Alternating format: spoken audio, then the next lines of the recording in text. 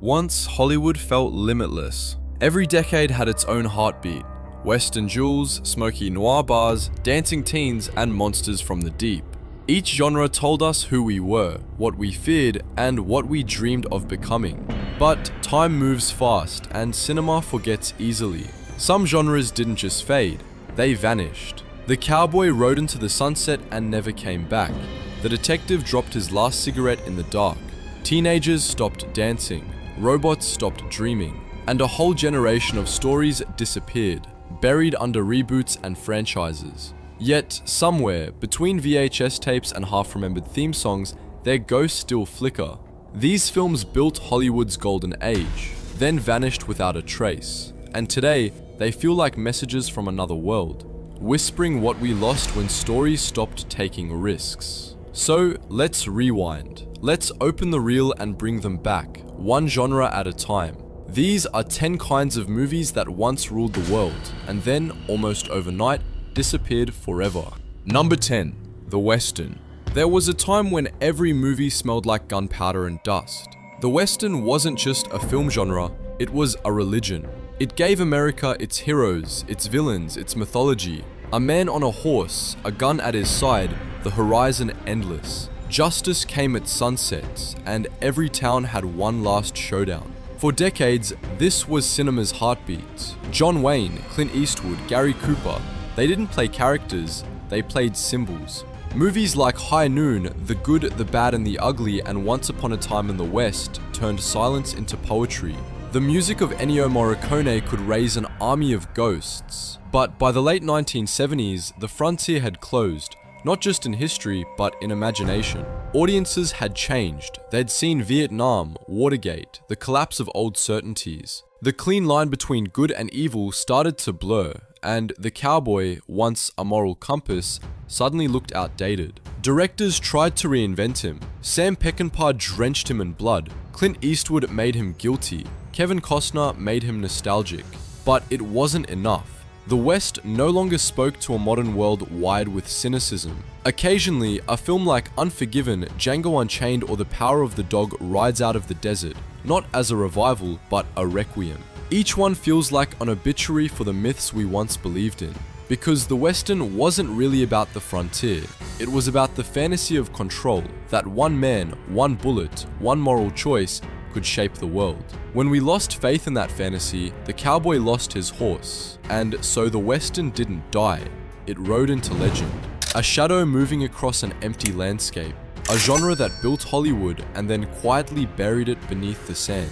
And if you think that world was lonely, the next one was darker, a place where everyone had a secret, and the truth hid in the shadows. Number 9. Film noir. The lights dim, the city breathes. Rain hits the pavement like broken glass. A man in a trench coat walks alone, cigarette glowing like a confession. Welcome to the world of film noir, where everyone lies and even the truth wears lipstick. Born in the 1940s, noir was America's hangover after victory. The war was over, but something had cracked inside the human soul. Cameras turned away from heroes and pointed straight at sinners. Films like Double Indemnity, The Maltese Falcon, and Out of the Past made shadows speak louder than dialogue. Every frame was drenched in guilt. Every alley whispered betrayal. Women weren't angels, they were architects of doom. Men weren't saviors, they were walking mistakes. Noir was a mirror that showed what polite society tried to hide. The directors were poets of despair. Billy Wilder, Fritz Lang, Orson Welles, men who painted darkness like a religion. Their movies taught audiences that life wasn't fair and justice was just another con. But by the 1960s, the smoke started to clear. Color invaded the screen. Audiences wanted optimism, laughter, escape. The world had enough real corruption, it didn't need more on film. So noir slipped quietly into the shadows it had created. Its DNA, though, never died. You can still find it in Chinatown, Blade Runner, LA Confidential, neon versions of the same despair. Modern directors call it neo-noir, but the heart is the same. beautiful people making terrible decisions under flickering lights. What made film noir unforgettable wasn't its violence, it was its honesty. It understood that good and evil don't live on opposite sides of the street. They share an apartment, split the rent, and sleep in the same bed. And maybe that's why we still look back. Because every time we step into the dark, we wonder, are we the detective or the suspect? If you thought that was bleak, the next genre tried to dance its way out of heartbreak, one song at a time. Number 8. The teen angst musical. Before Rebellion had guitars, it had choreography. Before Teenage Heartbreak went viral, it was sung under neon lights. The teen angst musical was the sound of growing up. Too loud, too dramatic, too honest to stay quiet. In the 1980s, these films were electric confessions. Footloose, Flashdance, Fame, Dirty Dancing. Every one of them turned insecurity into rhythm. They weren't just stories about love and freedom, they were cinematic diary entries of a generation that wanted to feel everything all at once. Every emotion was a performance, every mistake had a melody. If you didn't fit in, you danced it out. Directors like Herbert Ross and Adrian Lyne filled their frames with sweat, color, and hope.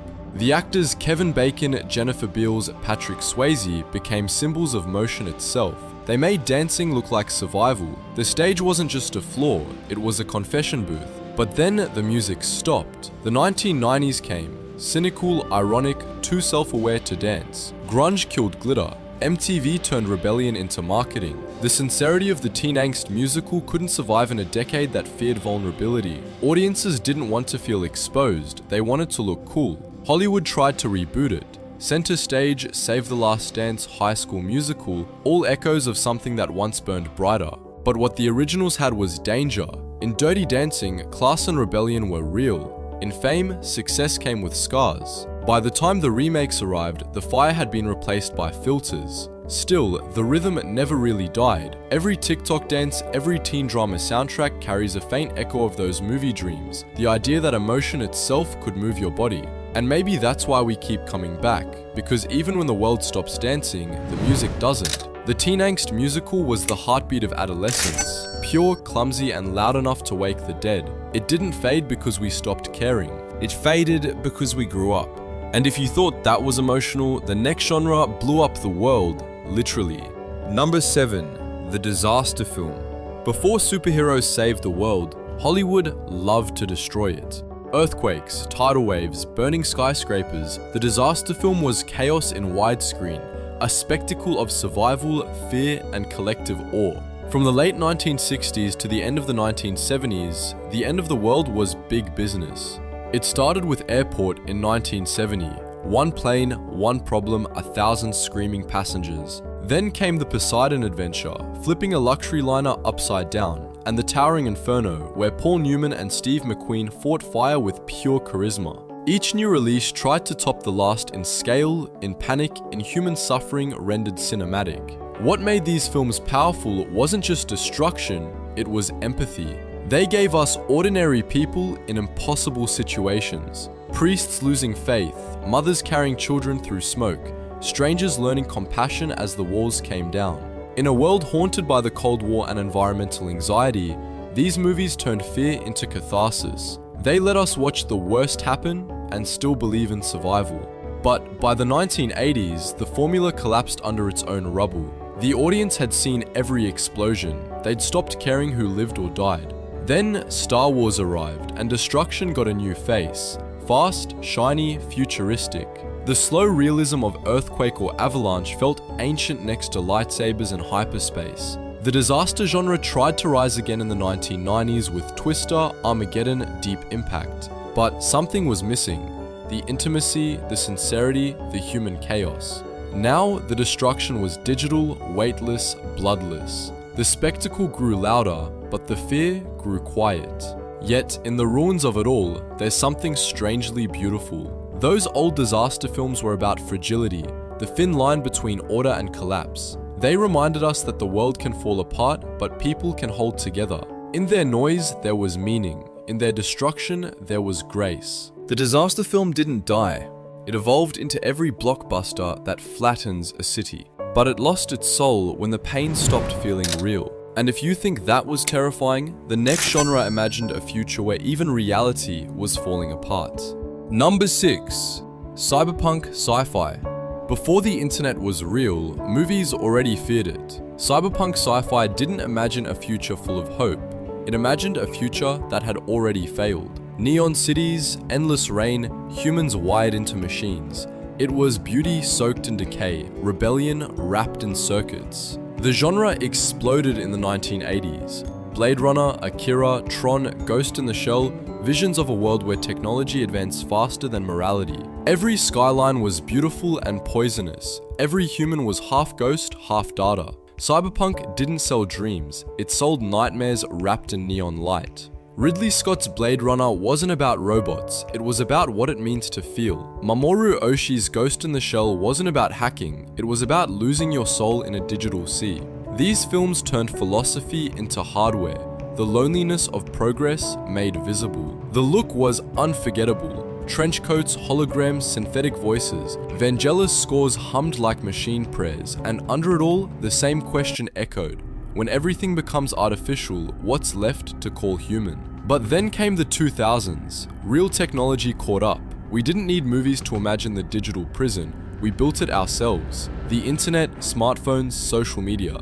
The cyberpunk prophecy came true, and the fantasy evaporated. Once reality turned cyber, fiction couldn't compete. Hollywood tried to reboot the dream. The Matrix Resurrections, Ghost in the Shell remake, Altered Carbon, but the rebellion felt designed by committee. The danger was gone, the mystery was gone. We'd traded dystopia for convenience. Still, those old films haven't aged.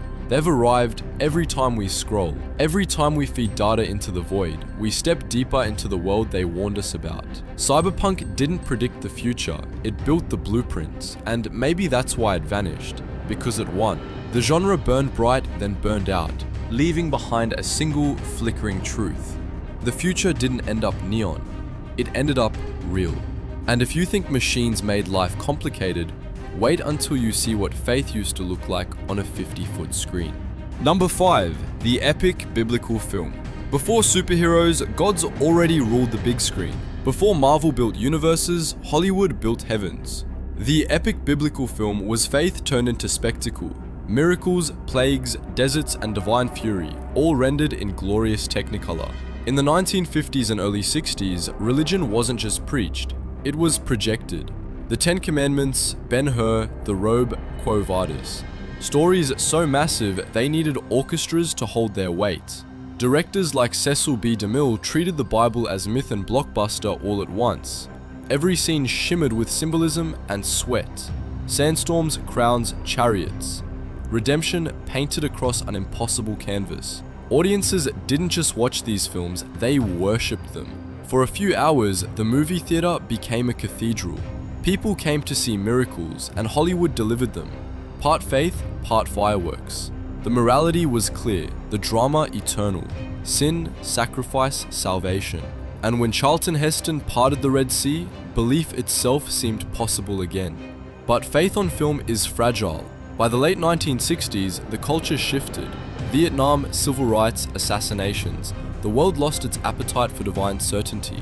The saints felt too pure, the miracles too polished. Audiences wanted ambiguity, not commandments. The era of blind devotion gave way to doubt. Then came the fall. DeMille was gone, Rome wasn't burning, and box office miracles turned into box office bombs. When the greatest story ever told arrived in 1965, it felt less like revelation and more like repetition. Even God couldn't compete with Easy Rider. Modern attempts, The Passion of the Christ, Noir, Exodus, Gods and Kings, recapture the spectacle but not the spirit. They look grand but they feel hollow, as if faith has been replaced by CGI thunder. The old epics believed, even in their excess. They meant every word. Today, we film miracles without conviction. The biblical epic wasn't just about religion. It was about the human need to believe in something larger. Justice, destiny, redemption. It gave us the sense that stories could save souls. And maybe that's why it disappeared. Because somewhere along the way we stopped needing God in cinemas. We started looking for him in ourselves. And if you think heaven was dramatic, the next genre took tragedy straight to the heart. No miracles, no gods, just raw emotion. Number 4. The romantic melodrama. Before love stories became hashtags, they were hurricanes. Before dating apps and ironic comedies, romance was a matter of life and death. The romantic melodrama turned emotion into art and art into ache. It was beautiful, painful, and unapologetically sincere. In the 1950s and 60s, audiences didn't just watch love, they felt it. Films like All That Heaven Allows, Imitation of Life, and An Affair to Remember were cinematic confessionals. Every glance carried a lifetime. Every line of dialogue was a wound disguised as poetry. Directors like Douglas Sirk and David Lean understood that love was never simple. It was war fought in whispers. Technicolor became emotion's weapon. The reds bled passion, the blues whispered loss. Women in silk dresses stood at windows, framed by rain, torn between duty and desire. Men were brave enough to break, to cry, to lose everything. The audience wept openly because the films gave them permission to. Then the 1970s came and irony took over. New Hollywood wanted realism, not romance. Love was messy, cynical, political. The sincerity of the melodrama suddenly looked naive. Tears became embarrassing. The heart was no longer cinematic. It was private. Studios tried to keep the magic alive. The Way We Were, Somewhere in Time, Ghost. But each felt like a ghost of an older feeling. Modern romance became cooler, cleverer, less dangerous. The idea that love could destroy you became outdated, or worse, uncool. But something irreplaceable vanished with it. The romantic melodrama didn't apologize for feeling too much. It believed that emotion was strength, not weakness, that beauty could be tragic and tragedy could be beautiful. It taught generations that to love deeply was to live completely, even if it broke you. And now, in an age of cynicism, those films play like echoes from a more human time. Their tears still shimmer, their heartbreaks still matter, because deep down, we all miss a world where love was allowed to be big. And if that kind of heartbreak feels old-fashioned, the next genre laughed at tragedy, turned chaos into charm, and made the impossible romantic. Number 3. The screwball comedy. Before romantic comedies had formulas, they had chaos. Before love became predictable, it was a duel, sharp, fast, and hilarious. The screwball comedy was Hollywood's wildest dance. Men and women trading insults, schemes, and affections at the speed of lightning. It was romance disguised as war, and everyone was armed with wit. Born in the Great Depression, these films offered escape without losing bite. The world was collapsing, but the dialogue sparkled.